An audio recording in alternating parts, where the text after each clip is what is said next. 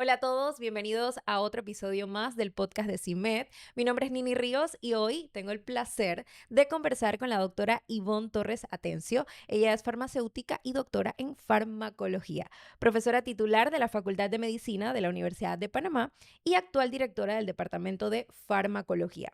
Con una sólida formación nacional e internacional, ha desarrollado una carrera académica de más de 2 décadas dedicada a la docencia, la investigación biomédica y la formación de nuevos científicos. Su trabajo ha abarcado desde el estudio de procesos inflamatorios a nivel celular hasta investigaciones poblacionales sobre envejecimiento, fragilidad y polifarmacia en adultos mayores panameños, en colaboración con el programa Panama Aging Research Initiative, PARI-HD. Durante la pandemia de COVID-19 participó activamente en discusiones nacionales e internacionales sobre toma de decisiones basadas en evidencia científica. Además, ha sido una voz destacada en temas de diplomacia científica, equidad de género en ciencia y fortalecimiento del ecosistema científico nacional. Actualmente, la doctora Ivonne Torres Atencio es la presidenta de la Fundación en Ciencia en Panamá, promoviendo el vínculo entre investigación, sociedad y política pública. Bienvenida, doctora. Muchas gracias por acompañarnos. Muchas gracias a ustedes por la invitación. Ok, vamos a empezar, doctora. Usted tiene una larga trayectoria como docente y científica en farmacología. Para comenzar y ponernos un poco en contexto, ¿qué la motivó a iniciar en todo este mundo de la ciencia y por qué eligió específicamente farmacología?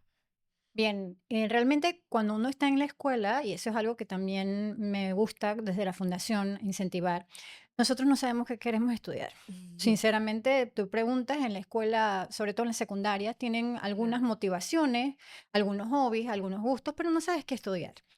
Sabes en qué tienes fortaleza y sabes que no. Yo sabía que estudiar medicina como tal no quería. Pero sí quería algo de ciencias, quería algo de ciencia de salud. Desde muy pequeña, muy joven, mi familia es numerosa, así que he tenido sobrinos desde muy pequeña y una de ellas sufría de asma. Ok. Y bueno, le daban un medicamento y tal, y es que, ¿y esto qué es? Y yo escuchaba a mi hermana con suficiencia porque era su mamá gestionando la enfermedad en esos momentos. Y cuando ya fui a hacer mis exámenes de admisión con el grupo en que me gradué, soy egresada de una escuela pública, orgullosamente de la Escuela Secundaria Pedro Pablo Sánchez de la Chorrera. Mi promoción tuvo una tendencia muy, muy grande hacia las áreas de ciencias médicas, o sea que Wow. fuimos a hacer exámenes juntos, Ok. la mayoría en el área en la Universidad de Panamá y otros en la tecnológica. Y cuando estaba haciendo los exámenes de admisión lo hice en odontología, pero en odontología los cupos eran bastante limitados, son limitados, y uno entiende ahora por qué. Pero estaba la opción de farmacia. Entonces hice mi traslado de carrera a farmacia y empecé en farmacia básicamente porque mi hermana me comentó, dice que puedes trabajar pronto y tal en la farmacia. Y bueno, entonces empecé farmacia y en el tercer año de la carrera nosotros dábamos farmacología, 2 semestres. En ese momento la farmacología se daba desde el departamento de farmacología de la Facultad de Medicina, o sea que nos daban servicio a la Facultad de Farmacia. Ok. Y realmente en el primer semestre, las clases específicamente de una profesora me llamaron muchísimo la atención. Como mi carrera en su momento tenía como requisito de egreso hacer tesis, Ok. yo decidí que quería que ella fuera mi tutora de tesis. Y con otro colega, pues hicimos la tesis juntos y empezamos a trabajar la tesis terminando los 4 años de materias. Y fue en animales. O sea que cuando empezamos nuestra tesis, pues a empezar a manejar lo que eran ratas y ratones. Muchos ratones me Wow. mordieron, las ratas felizmente no, pero todo ese proceso que yo durante toda la carrera de farmacia no había visto en el contexto de lo que era hacer investigación, investigación básica.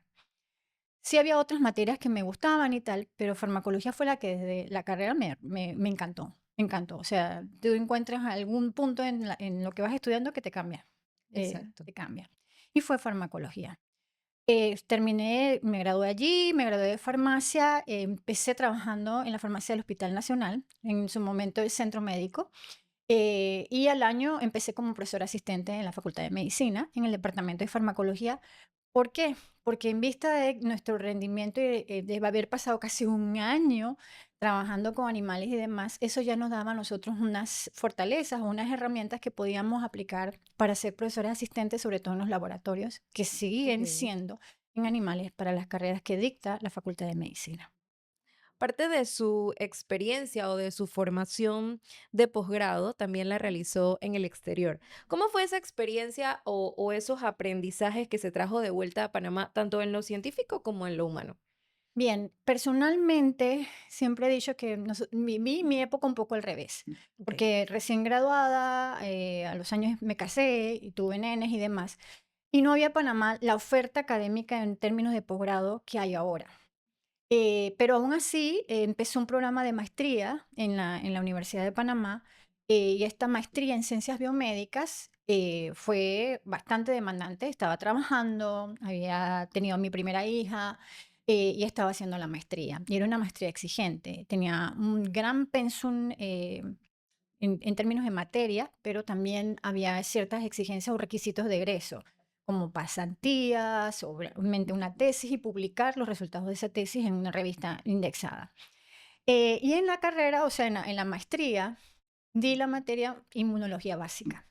Yo nunca había dado inmunología, no estaba en mis planes de estudio de farmacia. Lo más que conocía de inmuno en farmacia fue la descripción de cómo era una inmunoglobulina. Ahora no voy a explicar eso porque no tiene caso. Pero el hecho de dar inmunología, y lo más gracioso que en ese momento estaba embarazada, y el profesor que nos estaba dando, el doctor que nos estaba dando, dice, me señala y dice, para que tú tengas eso allá adentro, tu Mm, sistema inmune ha tenido que bajar guardia para no rechazarlo. Y ok. eso obviamente voló mi mente. Yo, wow, por eso es que me resfriaban al inicio del embarazo, por eso es que las mujeres embarazadas tienen tendencia a ciertas patologías que aparecen en el embarazo. Pueden desaparecer después, pero algunas quedan con eso. Bueno, en fin, la cuestión es que me encantó inmuno y la mezcla con farmacología. Claro, digamos que fue un reto en su Sí, proceso de maternidad, pero a la vez muchísimo aprendizaje. sí, y eso te queda también de que nunca terminas de aprender. O sea, lo impactante y es esa chispa que mantuvo esa idea. Como teníamos que hacer tesis de maestría, ya la Secretaría Nacional de Ciencia y Tecnología estaba empezando los procesos de financiar proyectos pequeños. En ese momento no había tanto recurso o presupuesto para proyectos y financió parcialmente nuestra tesis, mi tesis de maestría. Pero también eso llevó a que ellos comentaran de que estaban empezando un proceso de ofrecer becas doctorales o becas en el extranjero, no importaba dónde, no importaba qué, pero sí que tenía que ser en universidades de alto estándar y en cualquier especialidad. Ok. Y también te daban el chance de llevarte a la familia. O sea, cubrían todo. No, usualmente una beca no cubre todo. Ujú. Bueno, esa fue la época en donde el doctor Julio Escobar era el secretario nacional de Ciencia y Tecnología y vino con esa idea de formar ese recurso humano. Entonces nos fuimos, yo me llevé a mi hijo pequeño, en ese momento ya tenía mi segundo hijo, y me fui a Barcelona, en donde fui aceptada en un programa de farmacología de la Universidad Autónoma de Barcelona, porque estaba buscando en el programa inmunofarmacología. Y ese era uno de los programas que ofrecía la materia. Me fui a Barcelona. Obviamente fue un cambio de continente, cambio de meridiano, cambio Sí, un de... cambio total. Ajá. Y aunque se hable español, estaba justamente en la cuna donde el catalán es la lengua oficial de la región. Aún así, he de decir que fui bien recibida en el grupo de investigación, era la única extranjera, luego la única panameña Mm. y latina en esa área, y trabajé y tuve la fortuna de ver lo que es la combinación de la investigación básica con la investigación clínica, porque mi tesis la hice en el Hospital Clínic de Barcelona, en el Ok. servicio de neumología y otorrino. Entonces allí teníamos al paciente, del paciente tomábamos las muestras y la llevábamos al laboratorio, y en el laboratorio hacíamos cultivos celulares y cambiaba animales por células. Ok. Ya tenía experiencia de animales, también había estado como profesora asistente, había tenido mucho tiempo de estar desarrollando esas habilidades y destrezas, pero no de la vía celular y menos de biología molecular. Así que fue un cambio de paradigma de cómo elevar o llevar la investigación médica o biomédica en su momento. pero lo que más me encantó fue esa transversabilidad de la ciencia lo que llaman del laboratorio a la cama del paciente y viceversa. Aparte de todas las aplicaciones o todo el ecosistema de ciencias que tiene Barcelona y que es replicable en toda Europa, porque también tuve la oportunidad de hacer una estancia en Inglaterra. Así que eso ayudó a ver cómo se maneja lo que es el proceso científico y cómo estos países tienen una gran producción o una gran formación de recurso humano especializado en muchas áreas. Y cada año ellos sacan alguna nueva carrera, alguna nueva Sí, tendencia. Y bueno, ahora con todo lo que está pasando a nivel global, pues esa ciencia agarra toma mucha más fortaleza en Europa, atrayendo recursos humanos de fuera. Así que esas experiencias me ayudaron a continuar mi trabajo de vuelta a Panamá. Y desde luego el estar en mi laboratorio acompañada de personas de diversas em, tendencias o diversos pensamientos y formación es te ayuda a claro, crecer como de mucho persona, conocimiento, muy ajá, enriquecedor. enriquecedor como persona, el conocimiento va y viene, pero como persona, Claro. sí, ayuda un montón. Hablamos de Barcelona, Ujú, hablamos también de Inglaterra, ujú. y haciendo un contraste con esas experiencias internacionales, ¿cómo usted ha visto la evolución en Panamá en cuanto a la investigación y la educación científica a lo largo de estos años? Definitivamente que ha cambiado, ha mejorado, se ha aumentado también el presupuesto, no tanto como quisiéramos, porque todavía no estamos apenas menos del 20% del Producto Interno Bruto se dedica a investigación.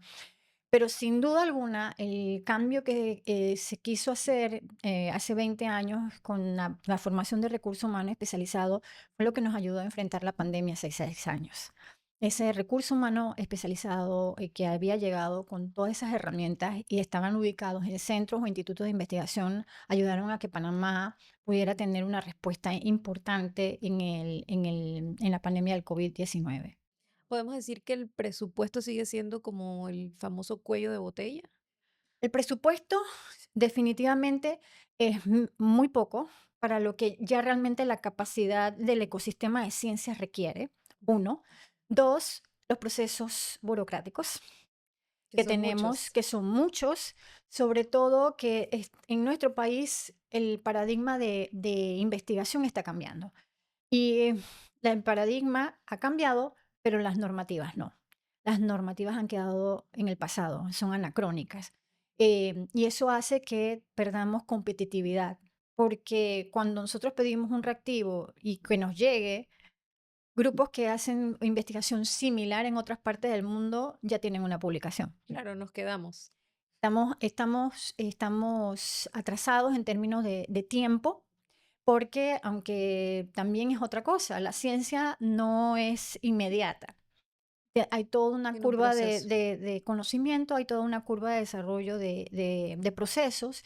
Y lo otro importante es que el país necesita investigación local, porque nuestra población no es igual a la población de nuestros vecinos, ni siquiera Colombia, Costa Rica o del resto del mundo, pero recibimos y tratamientos y medicamentos que han sido probados en el resto del mundo.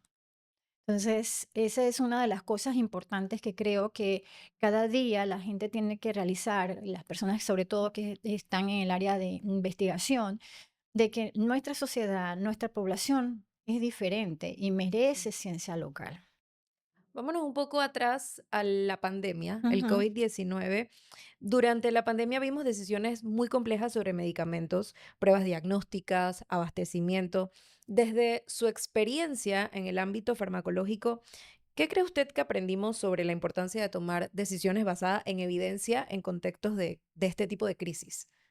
Primero, o sea, esa fue una época importante en donde la resiliencia y el valor de los servicios de salud, de los respondedores, los primeros respondedores, wow, hoy Sí, cuando lo ves en retrospectiva dices que fueron valientes, porque no sabías qué era, cómo se transmitía. O sea, simple hecho de no saber claro. cómo se transmitía el virus, qué tan letal era, ya era de miedo.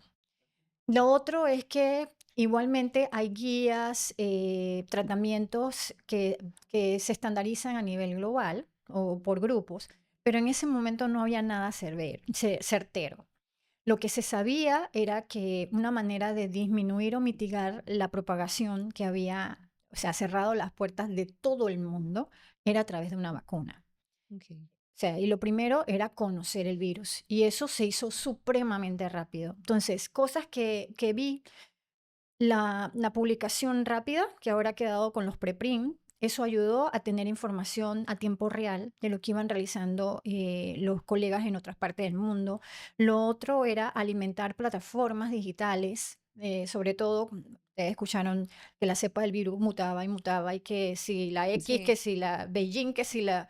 O sea, toda esta información era montada en bancos de data que era disponible. Entonces eso se llama Open Science, ciencia abierta. okay. Lo otro, que no teníamos todos los recursos en Panamá y todo el mundo necesitaba. ¿Qué se hizo aquí? Había gente que se puso a hacer mascarillas caseras, se pusieron a hacer máscaras para poder que los médicos pudieran estar en las salas y demás, porque todo esto se usaba y se tenía que Claro. descartar por lo contagioso.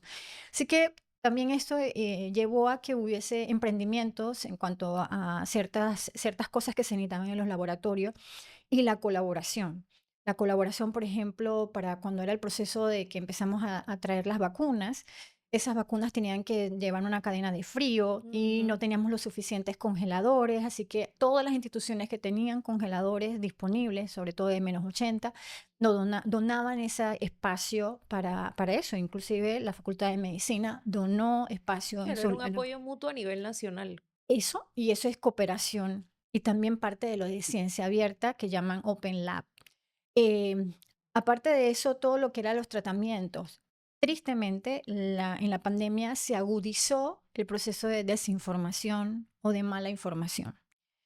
Y la gente todas decían, este remedio sirve, este otro remedio sirve, y se empezaron a Sí, los generar licuados, que los sí con cebolla, inmunobombas, los inmunobombas. todo este tipo de cosas que la gente utilizaba y se creían con la suficiente autoridad de decir, esto funciona. Hasta cosas tan ridículas como que el presidente de Estados Unidos dijo, tomen cloro. Ujú, sí, y hubo mucha gente que en su momento ni Sí. siquiera se fue a hacer la prueba de COVID, por Ujú. ejemplo, Ajá. sino que decían, ah, no, mi tía me dijo que me tomara este licuado y ya eso se me quita los días. También el uso indiscriminado de medicamentos no autorizados. Y de hecho, esa fue nuestra primera publicación en el Nature del uso de medicamentos no adecuados como estas antiparasitarios que utilizaban y pues no. O sea, una Claro, cuestión que la gente no entiende es que se hacen pruebas in vitro, o sea, en laboratorios, puede haber una tendencia, pero no es la norma. Cuando eso ya pasa a personas, entonces te das cuenta de que no funciona de la misma forma.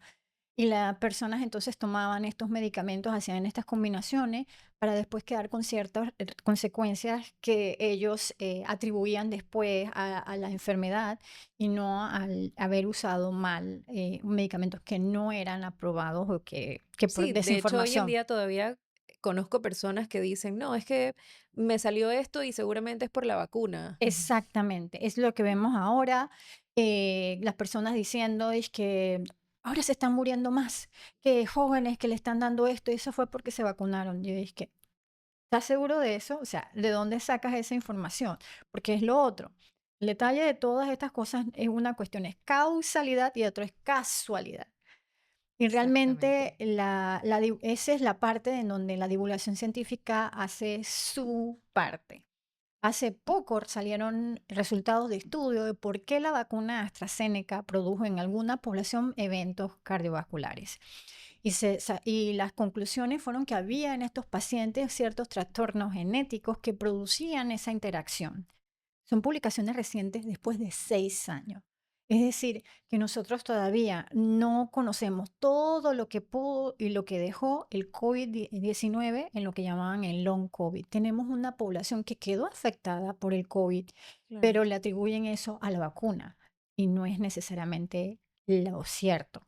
Pero esa es una lucha que se tiene no solamente en Panamá, sino a nivel global y el detalle es eso que está llevándonos a Sí. la desconfianza en el proceso de vacunación Y en la crisis de que ahora mismo han resurgido enfermedades que pensabas que iban a estar ya erradicadas a esta altura, como es el sarampión. Totalmente. De hecho, a nivel personal, conversando un poquito, yo antes del COVID jamás había tenido temas de pulmones ni sufrido de asma, pero después del COVID, cada vez que me da un resfriado fuerte, tengo que usar bombitas, inhaladores, porque quedo como si fuera asmática, ¿no? Me ha dado obstrucción pulmonar, he tenido como que hacer ejercicios y todo esto, producto del COVID. Así es, porque realmente parte donde el virus tenía su nido, por decirlo de esta manera, eran los pulmones, una enfermedad Claro. respiratoria que también afectaba y llegaba a afectar a otros órganos, pero habían pacientes mucho más susceptibles que otros. Los pacientes diabéticos súper susceptibles, los pacientes con obesidad súper susceptibles, y aunque no lo creas, también los pacientes deportistas Sí. y gente joven eran las que podían tener mayores consecuencias en lo que es el long COVID. Y claro que eso generó un cambio, porque en algunos casos generó un proceso, no, en todos se generó proceso Ujú. inflamatorio, pero luego el proceso de cicatrización y los tejidos no quedaban igual. Entonces, Claro, y que esas no son todos los consecuencias. cuerpos son iguales Así también, es. ¿no? Volviendo un poco a lo que conversaba hace un rato sobre el tema de las publicaciones, vamos a hablar un poco de sus publicaciones que abarcan desde estudios sobre inflamación y también cómo nuestras células o hasta investigaciones, envejecimiento, polifarmacia, junto al programa PARI-HD. ¿Cómo se conecta esa investigación básica y clínica con los problemas reales que enfrenta nuestra población? O sea, ¿qué resultados concretos hemos logrado obtener hasta ahora? Bien, hay que tener en cuenta que mi investigación es básica, pero hay otro detalle importante. Mi área es colaborativa. O sea, farmacología la tienes en todos los aspectos. En donde haya medicamento, hay farmacología detrás de eso. Así que de mi programa doctoral yo vine con preparación en lo que era inflamación a nivel respiratorio, pero manejando células. Cuando te das cuenta, el proceso inflamatorio es parecido, es similar en todas las células y en todos los procesos. Todas las enfermedades tienen un componente inflamatorio y eso se lo digo yo a mis estudiantes siempre. Y como proceso inflamatorio, entonces vamos a la parte inmunológica. Sí. Entonces, realmente uno, relacionando la parte inmunológica con medicamentos y demás, puedes ver cómo están, las modifican. Por lo mismo, en la colaboración, no solamente de inflamación y demás, he trabajado también con el grupo del doctor Amador Goodrich en tuberculosis, viendo mecanismos de procesos inflamatorios, respiratorios, infecciosos y demás. Pero en particular, la colaboración con el grupo PARI se da porque ellos están siguiendo una corte de pacientes por más de 10 años, adultos mayores, y en los adultos mayores está el proceso de polifarmacia, es decir, pacientes que están tomando de 3 o más fármacos, obviamente por las enfermedades no transmisibles que tienen a su edad y el tratamiento. Pero en particular, como ellos están estudiando envejecimiento y enfermedades neurodegenerativas, en específico Alzheimer o el Mm. deterioro cognitivo, en estos pacientes adultos mayores, a partir de los 65 años, ver cómo el impacto de la polimedicación puede afectar en ciertos parámetros que Sí. tienen un importante rol o papel en el deterioro cognitivo, como la fragilidad, el número de caídas y demás.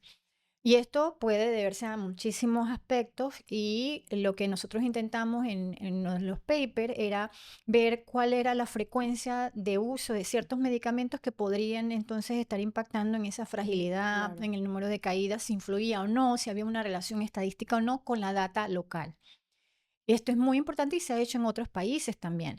Y esto ayuda al sistema de salud también a tomar en cuenta la polimedicación y a generar mejores guías de tratamiento para, en primer término, tratar de disminuir el número de medicamentos y dos, disminuir el número de efectos adversos que lleven entonces a estos pacientes a tener algún tipo de accidente, caída y demás fracturas que puedan entonces disminuir su calidad de vida.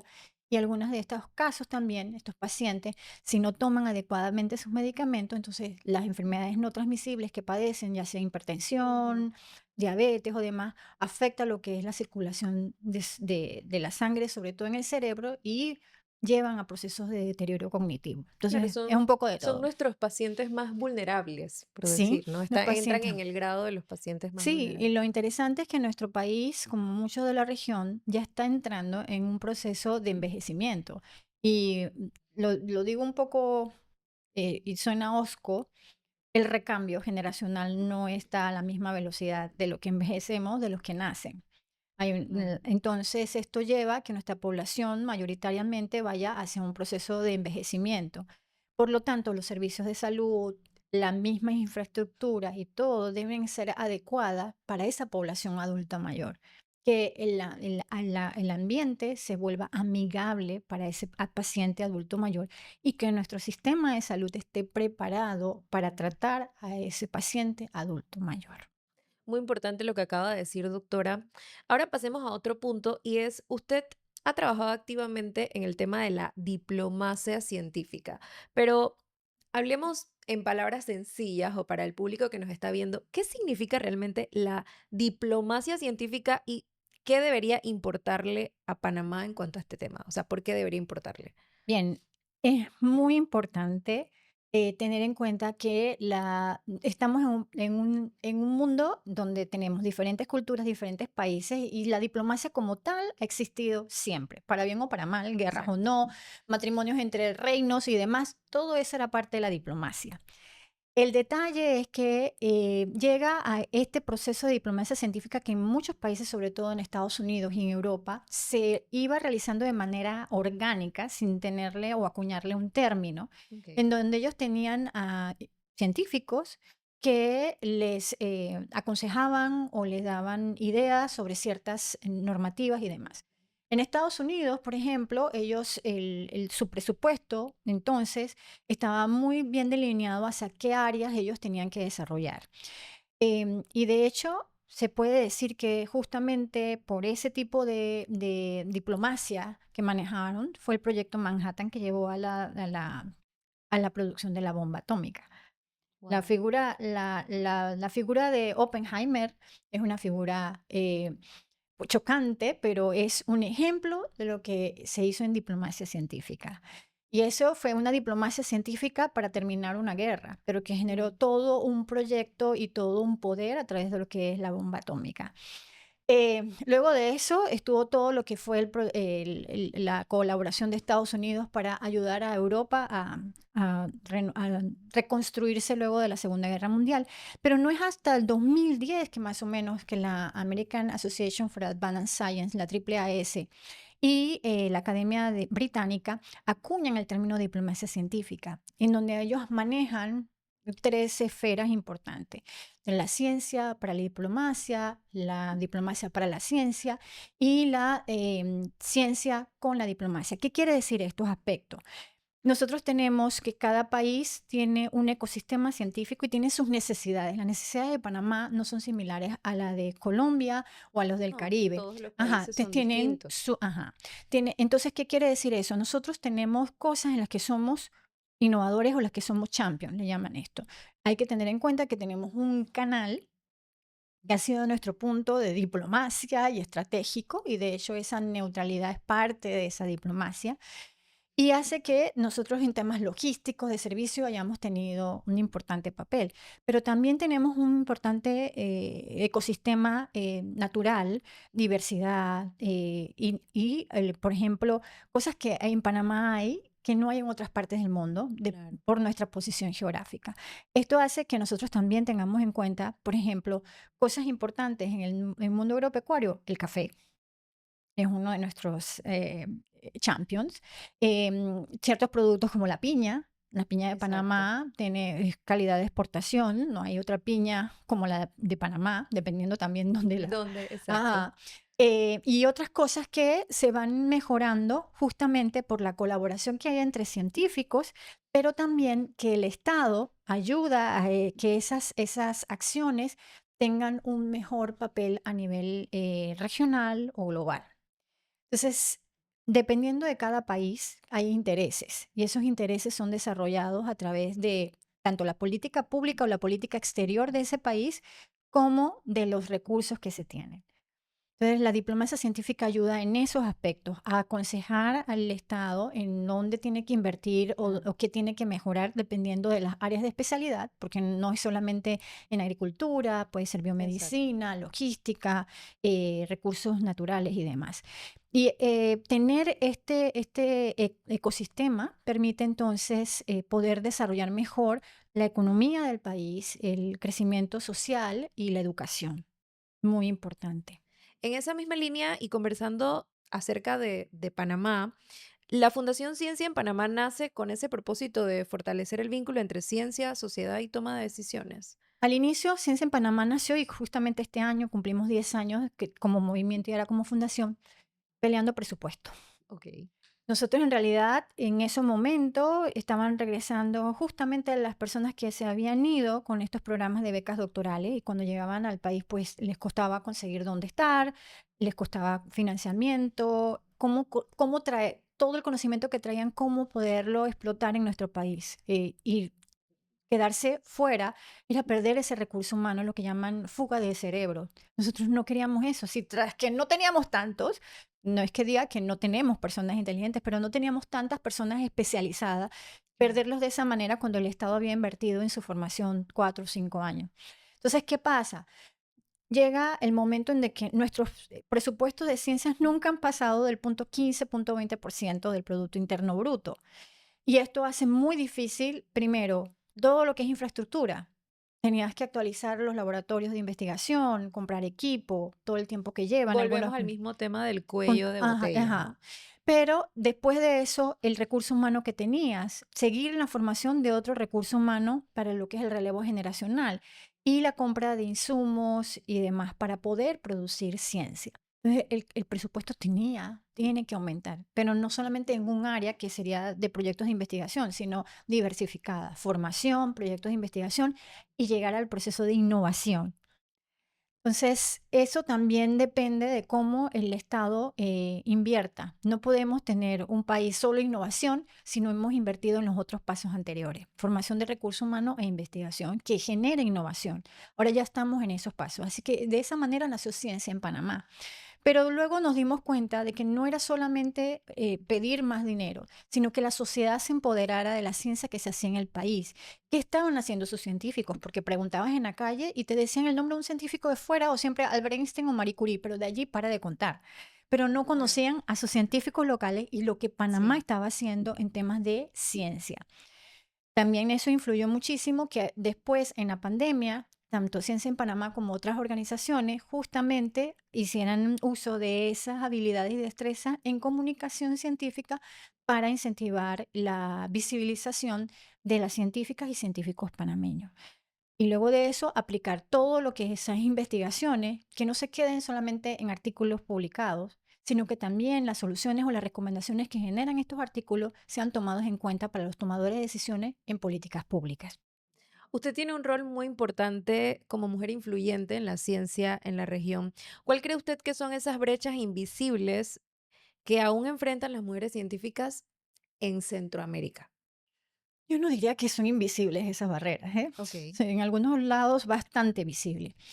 Tuve la oportunidad durante la pandemia de conectar con científicos del área del llamamos Sur Global. Estamos en una red que se conoce como Diplocientífico y hicimos unas encuestas en Centroamérica. De hecho, tenemos un artículo sobre las comunidades científicas en Centroamérica. Y claro, todo esto va aunado al hecho social de que nuestros países son machistas, como es.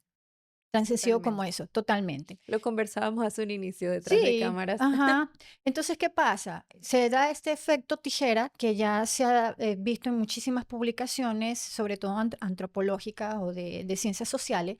Panamá tiene un estudio de mujeres científicas, en donde la base o todo la que es la parte técnica o las personas que están bajo el mando son mujeres, pero a medida que van aumentando las responsabilidades o los rangos, hay menos mujeres. Se van quedando. Se van quedando formando lo que llamamos efecto tijera, contrario a lo de los hombres. Y esto nos lleva a un proceso importante, no solamente de igualdad, sino de equidad. Las condiciones en las que trabaja una mujer en ciencias no son las mismas las que trabaja sus pares, hombres. ¿Por qué? Porque nosotras tenemos por naturaleza el rol de cuidados. Si somos madres o si tenemos adultos mayores en casa, nos toca cuidarlos. Nos toca, y eso no debería ser el verbo, sino que tendríamos que Debería compartir ser igualitario, o tratar de totalmente. compartir en las medidas. No te estoy diciendo que todo el tiempo sea 50-50%, Pero pero, sucede. ajá, pero, por ejemplo, habrá momentos en que tengamos un 30-70, pero cuando haya su momento y la oportunidad, un 70-30. Y el detalle es que ese peso, tanto social, antropológico, como lo quieras llamar, siempre ha estado y los estudios dicen que pueden pasar 130 años y todavía no tendremos ese cambio. Wow. Y esto también va muy importante a la educación que brindamos. Desde las escuelas, no es que sectoricemos qué sexo tiene que hacer esto o lo otro, pero son las actitudes o el sistema educativo que también parcializa cómo es la educación que recibe una niña versus un varón. Y esto no es solamente de los padres, porque el paradigma cambia desde el hogar. Si en tu hogar tu familia o tus padres te dicen tú puedes ser lo que quieras, pero llegas a la escuela y te dicen no puedes ser todo lo que quieras. Entonces tenemos estos detalles que van menguando y que generando lo que se conoce como la fuga en cada uno de estos pasos.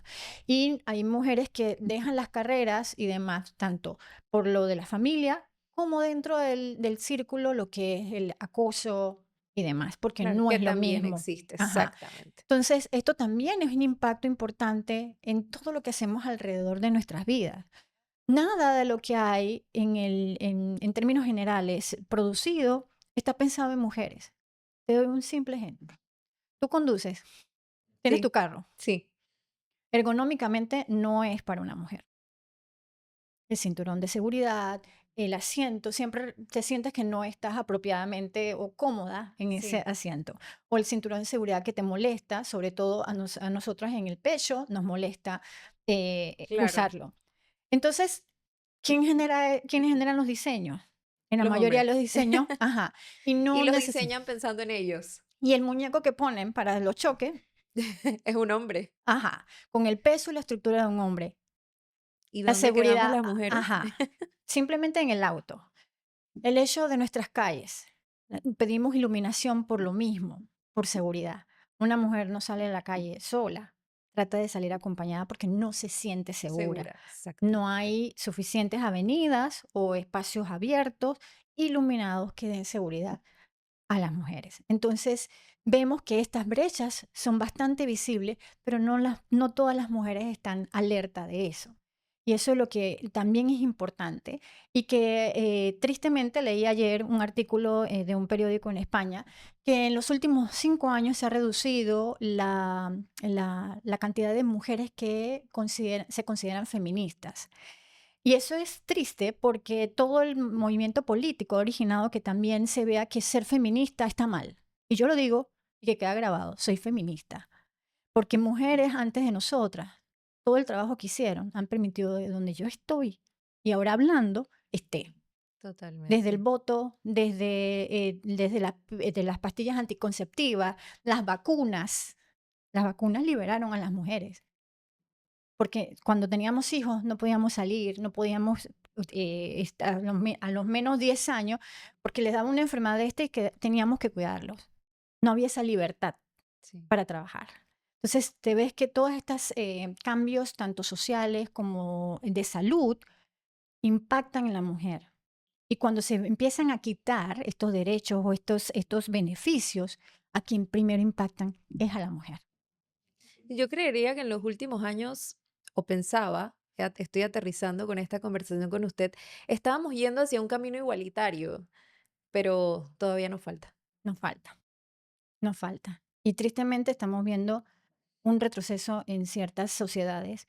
Y bueno, en nuestras sociedades nos estamos escapando porque donde estornuden, en Panamá se resfrían. Así que, Ya casi para finalizar, doctora, ¿qué consejo le daría usted a una joven panameña que quiera hacer ciencia de alto nivel y cuáles líneas de investigación usted considera prioritarias en Panamá para los próximos 10 años? bien, en las áreas sobre todo estamos ahora mismo necesitando que las mujeres se interesen en las áreas de ingeniería y tecnología, porque ahí es donde vamos. tomando en cuenta las palabras que dijo el primer ministro de Canadá en el foro de Davos este año. O estamos en el menú o estamos en la mesa.